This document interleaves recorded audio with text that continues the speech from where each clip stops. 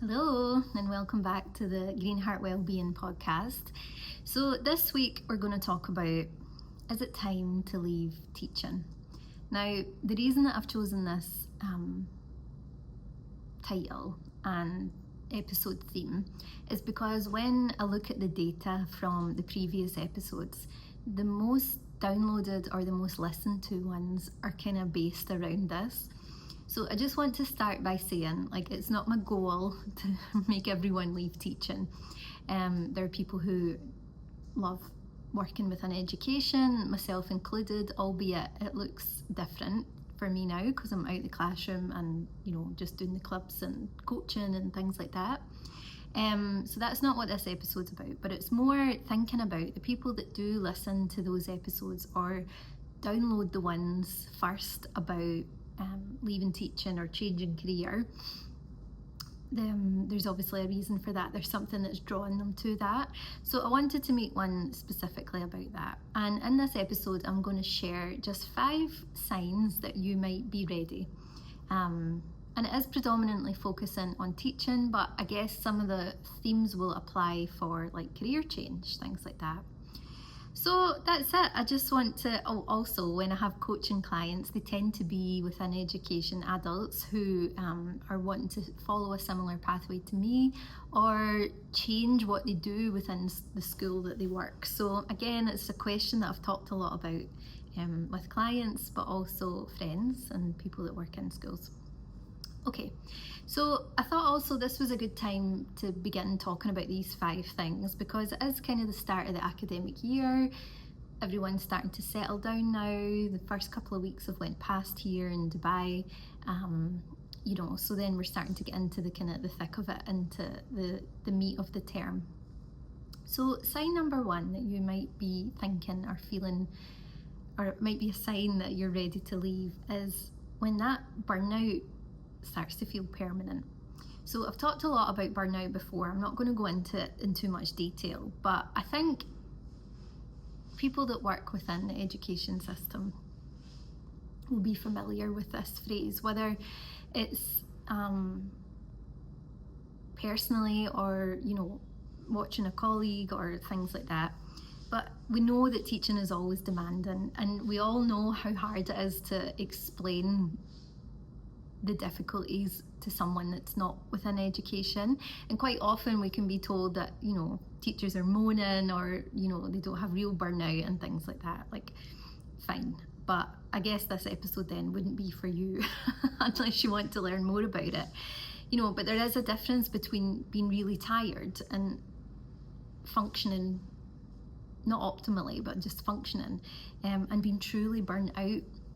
I can't remember if it's already been placed in or there's been chat about burnout being a recognised condition in the DSM books that I think we're on DSM-5, which is what a therapist or a psychiatrist would use to support diagnosis of different conditions. And I don't think burnout is in it yet. Correct me if I'm wrong if you're listening to this and but I think there was talk about how it should be put in there if the review is ever done of the DSM and a new version comes out. So if you think about the weekends and the holidays that they don't recharge you, exhaustion feels like it's just constantly there, then that is a bit of a red flag. One of the things that we talk about a lot with people who don't work in education is say, you've got all those holidays. But when I was working in classrooms or working full-time as a teacher, I probably would find that during the half-term breaks or the winter breaks and things would be when I got my life admin things done. I would begin to kind of maybe declutter my house and start sorting out some of the mess that built up over the term, or I'd go to the dentist or do my doctor's appointments because it was really hard to get time out to do things like that during the school day. So I mean, if you're feeling like the holidays, it's more you're up here and then holidays you're crawling to it, and then you begin to feel better during the holiday and it just starts all over again. So you'll see there's no balance for that. It's full on rest and recovery, and often a lot of people get sick during holidays, or you're working full pelt in school. So I guess it's just having a look at, what you feel like during the weekends and holidays. And I guess the reflection question here to think about, if this is one of the signs for you, is it, are you running on empty even after you've had some rest time? So yeah, that's just something to consider. A second sign might be that your values don't really align anymore. This was definitely one for me. Like, I think when, most people that I speak to, you enter teaching with like passion and purpose and all bright-eyed and bushy-tailed and you're going to change the world, but it's very rarely that you're taught exactly what it's going to be like. You only find out when you're in the classroom, when you get your first teaching post, or obviously you've had experience through uni throughout the placements and stuff like that. But yeah, you normally go in with a set of values and a set of goals. So depending on your work context, the country that you're in, different things, the system that you're working within might feel like your values and what matters to you isn't as prevalent as you would like it to be. So for example, someone might really focus on or be really passionate about instilling and building and making space for creativity, and the curriculum that they're working on might not make enough space for that. Or well-being was obviously mine, and all schools focus on well-being in some way, and everyone does have the best interests of the children at heart. But sometimes the systems that you work within make it hard to make it more prevalent within the day-to-day doing of things. So I think sometimes for some people, the misalignment can become really difficult and can make it quite hard to even grow personally or maybe grow professionally because you feel constrained within a certain thing. Something's coming into my head, in Beyonce and Cowboy Carter, she's got an artist talk about genres and how genre labels can help or can make other artists feel constrained and like have barriers within the music genre that they like, and they find it hard to grow and stretch out of it. So I think I'm kind of thinking along those lines, like innovation's such a massive word in education, but how often do we really have innovation for ourselves within our classroom environment, especially if you've got stage partners and things and everything has to remain consistent? It can be quite tricky. So I think the reflection question there is, like, what matters to you most right now, and is teaching still supporting that? Is it still in alignment with that? And it might be. So you might be really passionate about specific academics, and that might be what you're focusing on, and you feel like you're really making headway within that, so your values there are aligned. So it's just something to kind of ponder on, I think, if your values are still aligning within the system that you're working in. Sign number 3, the joy has maybe dimmed. So something that I learned in talking about in positive psychology was like the difference between pleasure and joy and like happiness. So they talk more about like pleasure is momentary. So if you eat a delicious donut or something like that, it's like a momentary pleasure. But then joy is like the heightened emotion. So if you think about anger, like the characters from Inside Out, basically the 6 basic emotions according to like Peter Ewick, I think his name was. Anger can be explosive and quite big, but it's kind of fleeting, but it's like a real tense emotion. Intense emotions rather. And joy is similar. So living like a joyful life means that, you're just deeply connected to that emotion in everything that you do. So I think what I hear a lot of my friends talk about is like, I really love working with the children. Being with the kids is the reason, I always say this, is like the reason why most people get into education. And to be really honest, like when I do the clubs or coaching groups with kids, like I absolutely love it. They're just so fun and so open to learning the things that you want to teach them about themselves, about well-being, about how to manage it. And we have so much fun, and I really enjoy being with the kids, like, and I feel so grateful that I get to do that without all the stuff that I just didn't enjoy, you know. So when you think about that, and is that the part that you love, but do you dread the other things, you know? Is there other stuff that really like drags down on you and pulls you down, and why is that? So when you think about the stress, the marking, the admin, does it outweigh the spark for teaching?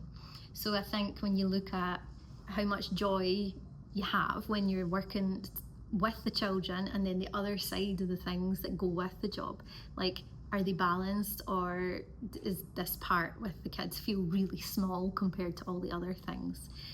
So I think the reflection question there is like, which parts of teaching still really light you up, and which parts do you just thoroughly enjoy and bring you joy? So that might be, like I'm saying, you know, working with the kids, and maybe it's kind of went further back in your mind, you've forgotten about that, and even just reflecting on it now might make you more conscious of it, or become more present in the moments with the kids, because you're like, this is where I get my joy. I really need to focus and you know, make a point of savouring this moment and remembering this is what I'm in it for.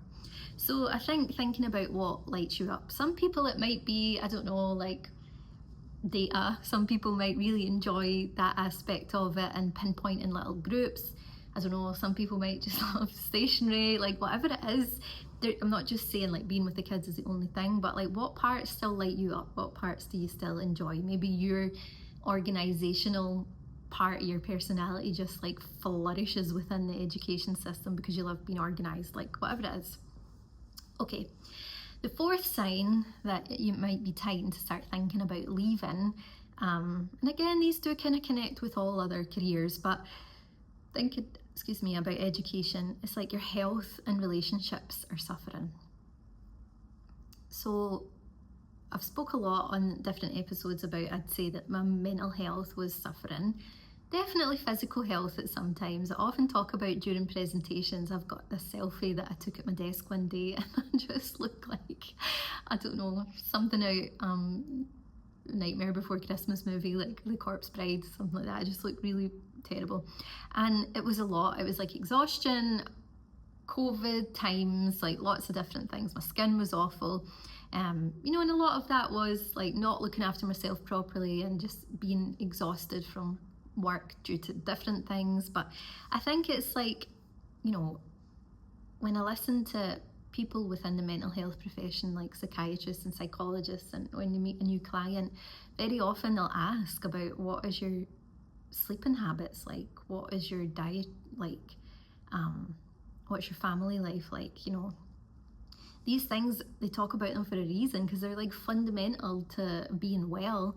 But then if stress and things like that start to spill over and impact those things, so this is so random to share, but I still, the odd time, will have dreams about like being in a school, not the school that I used to work in, but a school with different colleagues from all over my career, and we're all just working, like teaching, and it's normal, but it's like I haven't done that for 3 years now, so it's like sometimes it pops into my head. I used to dream a lot about Seesaw. I don't know if you know the app that shares things with parents. It's like a platform, and you can put you know, work things for the kids to do on there when according to the lessons. Like, I used to dream about that all the time. It was just so weird. So what I'm trying to highlight is the fact that things were impacting my sleep, because, you know, I was in that state where you're just dreaming about, and I can remember all the dreams, and then I'd wake up in a bit of a panic about something to do that I needed to do. So I think if you think about if the career that you're working in is really heavily impacting your well-being or connections in not such a positive way, then it's time to maybe think about why and what you can do to counteract that. So I guess the reflection question there is like, how is teaching impacting your life outside the classroom? If you've got really lovely balance, like work-life balance or life-work balance, then I'd love to hear from you. Like, share with me, what do you do to maintain that? Because it is really important. Sometimes I think we all work, even though it's like a community and a social working environment, you can be quite isolated because you're looking at what everyone else is doing and thinking, gosh, they've all got it together, like all their ducks are in a row, where I don't have ducks. I might have squirrels that are just like running wild, and you know, it can be quite isolating when you think you're not managing. But I think sharing things like that is important. So if you feel like you have got work-life balance down to a T, then, you know, definitely comment wherever you're listening to this, or share something, or send me a message, whatever, because it's important to support each other in that way, I think. Okay, and then I guess the fifth sign, maybe it's time to be thinking about changing careers or leaving teaching, is like you dream of something else. Often with coaching clients, when we start exploring this, I'll talk about like when you were little, what did you want to do, or what were your interests when you were young. Very often you'll find that things can come full circle. You know, like maybe you love to be in nature, or you made the little perfumes with the rose petals and things like that, you know, or you love to be in nature, or you love animals, you might have said a vet. You know, it's just an interesting viewpoint to kind of dig into what might have wanted to be. You know, I had dreams when I was young. I used to love the TV show Gem and the Holograms. I'm really showing my age there, but if you remember it was so good. Gem and the Holograms and the Misfits. But I did want to be a singer for a really long time. You know, even in high school, we had this weird like computer program that had obviously just come out at the time and was like fancy. But it was like you type in things about yourself or answered the questions, and you know, it was supposed to help you with what your future career was. And then I did talk about singing and entertaining and things like that. I remember some of my friends at the time being like, oh gosh, you're really serious about that. And I kind of thought, yeah, well, you know, I'd love to be. So obviously now I'm not a singer or a pop star or anything like that, but I use my voice to express. Like I would always do meditations. So I guess I get to use that instrument in a different way. I've always said every new year, this year I'm going to join a choir, you know, things like that. But when I think back to being younger, there's definitely hints there of things that still take place in my life that are still important to me, just maybe in a different way. So I guess thinking about, like, if you're dreaming about a different life, and I know sometimes it feels impossible, it's really easy for me to sit here, but I know we've all got bills to pay, people have kids, school fees sometimes are taken into consideration, like I get it, I know there's a lot connected to a job and stuff like that, but there's no harm in exploring. So if you're fantasizing about, oh, I'll just do one more year, I used to say this all the time, I'll do one more year and then maybe I'll try this. And interestingly, I think back to a conversation with a head teacher before COVID, and I remember thinking about maybe I could run clubs, like kind of run clubs at the weekend or after schools and use the campus. And you know, at the time it was like, oh, but then you would need to have a trade license and a insurance and everything, and that was all a bit scary for me at the time. But I'm like, that's what I'm doing now, you know. And obviously COVID happened in the middle of the pandemic and everything. It changed the trajectory of things for a while, but I look back and I'm like, that idea was there, you know, but now I've managed to find a way to do it, albeit 7 or 8 years later, six. So yeah, I think that one more year thing's always really floating around for people. I'll just do one more year. Or if you're looking at job boards at night, if you're looking at different countries, if you're looking at Instagram or TikTok and exploring different avenues that maybe educators have went down, then there's a sign there, you know, there's like intuition is kind of tapping you in the shoulder to be like, have a look, there's something, there might be more, there might not be, and you might be happy. But if there's a wee bit of discontent or an element of what else is there, then there's no harm in exploring, you know. So even if it's scary, which it can be, curiosity is a sign that there's space for change in some way. And I am the first person to say how scary it was at times, thinking about, you know, handing in the notice, which there's an episode about, fear, like all those things around it. But sitting here now, and I'm probably repeating myself, but I don't regret it for a half a second, you know. It's definitely been the right choice for me. So the reflection question there, I think, is if money and fear weren't holding you back, what would you try? That's a really important question, because it takes away that element of, yeah, but I've got this, I've got the mortgage, I've got this, I've got that. just give yourself time to play and think about it. Like, if money and fear weren't an obstacle, what would you do? What would you do? Like, and tell me, I'd love to hear it, because this is when I feel people really give themselves the freedom to dream and explore what could be, and nothing's impossible.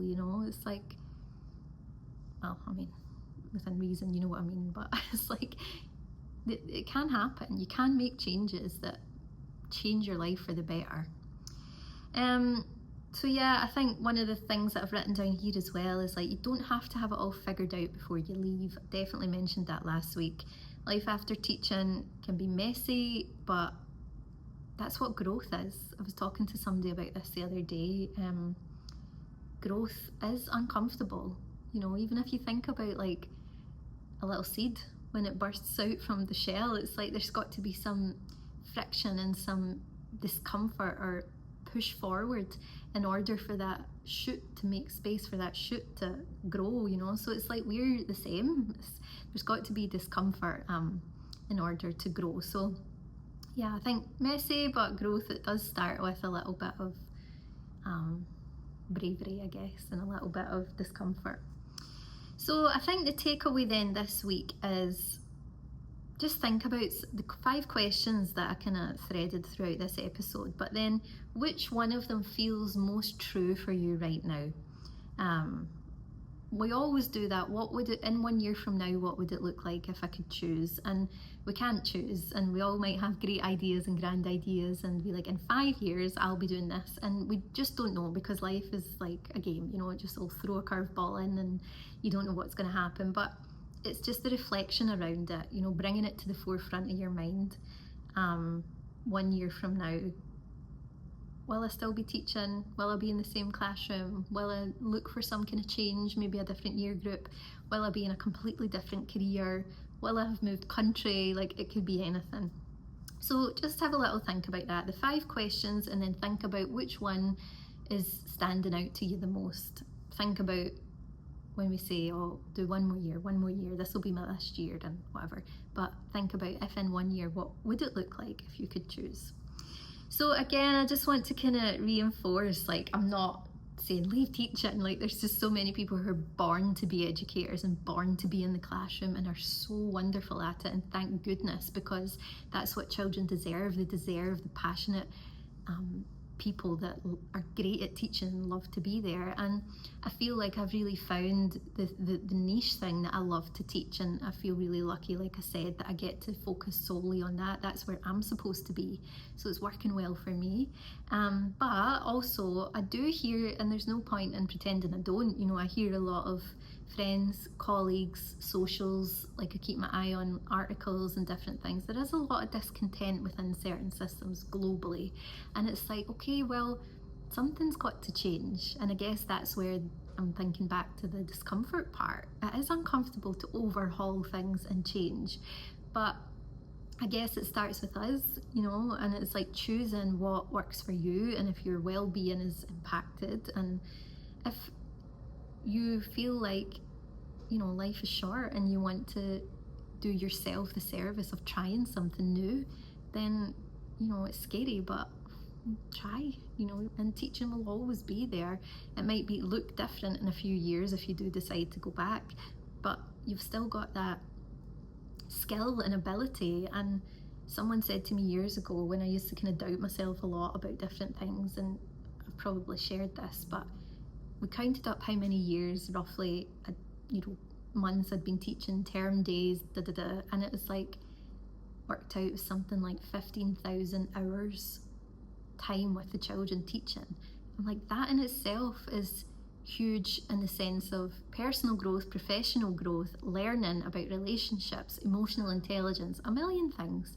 So it's like you've always got that, and you've always got it to draw from and build on. So yeah, anyway, if you're ever looking to talk more about it, or you think coaching can support, get in touch. Otherwise, I want to hear all your stories, and if you think I'm talking too much about the same things each week, tell me, or just if you've got any episode ideas or anything that you'd like to know, even about living in Dubai. I've been here 15 years now, and I keep thinking about making an episode about that.